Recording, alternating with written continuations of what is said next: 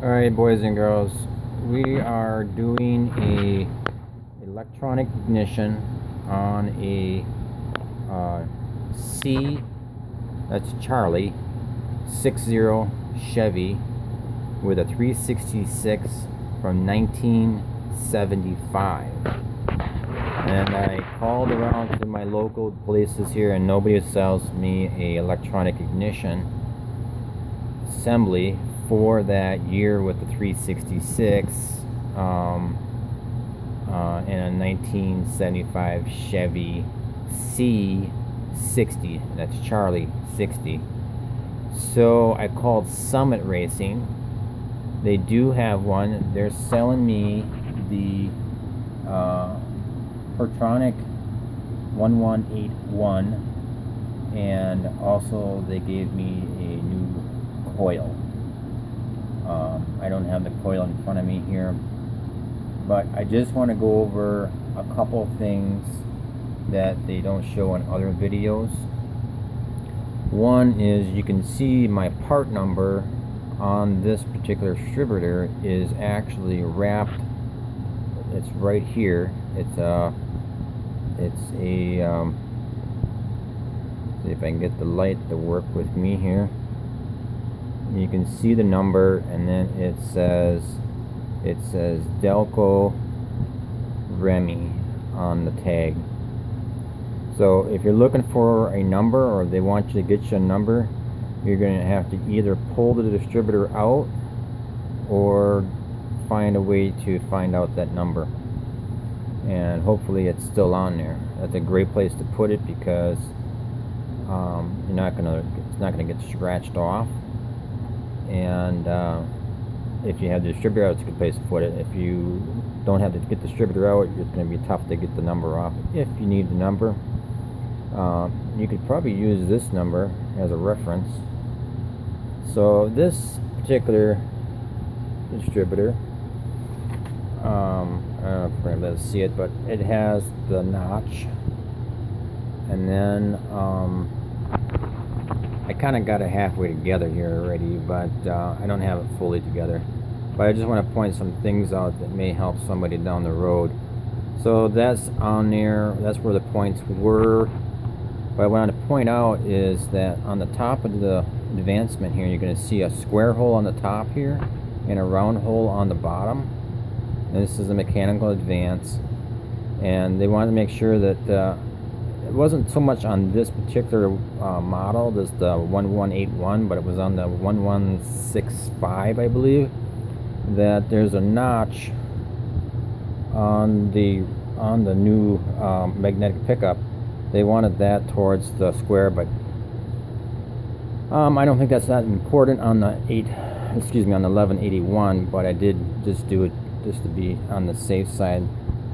And you see those square and round things. Your distributor cap here should go in those same holes. So if you're kind of new to this or don't know what the heck you're doing, and your distributor cap is not, or you're not the distributor, but your coil pickup thing here is not a cap, basically, not cap, rotor. If your rotor is not going on there right, make sure you got the square matching up with the square on the thing there. And that's one thing I would like to point out. I don't know if I saw it before or not, but you know, just something to point out. This particular one here, they didn't really make one for it, but Summit sold me this one. I'm hoping it works out. This piece is kind of flimsy, and it does have magnets on it. I've heard that magnets have fallen off. This particular truck I'm putting it on is not used for the highway. It's basically a grain truck that is used around here at the farm. But I just want something dependable that I don't have to adjust the points, and I want it to start when I want it to start. And if you eliminate the points, it's just one less thing that you have to worry about that's gone bad, or is you know, they're not working, or they're corroded, or they're dirty, or they're not set right, or whatever the the case is. So this was about 130 bucks with a new coil. You can see some markings I put on the distributor base here. So basically this mark here is where you would be when it's in the home position, and this is where you want it when you start it to put it into the engine. And you want to put those marks on there with a good marker like that, just because it just saves in so much time guessing where that was and whatnot. And yeah, so mark your things. I tried to mark down here, but there was too much grease. But I did mark this mark with a mark on the engine, so it should be all lined up when I put it back in. And another thing is, you know, if you have the engine out, or excuse me, if you have the engine and you can put it on top dead center on number 1 compression stroke, that's ideal. That way you know it's going to go in number 1 position when you get done with this job.